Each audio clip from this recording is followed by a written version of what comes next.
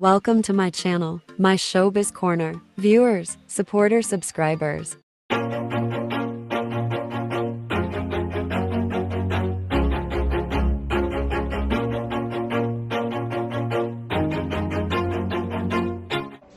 Hello everyone, this is Pablo and I'm one of the featured guests at the Ding Dong Avanzado, the original Prince of Pinoy Pop concert happening on July 19, 8 p.m. Friday po yan sa The Theater at Soler.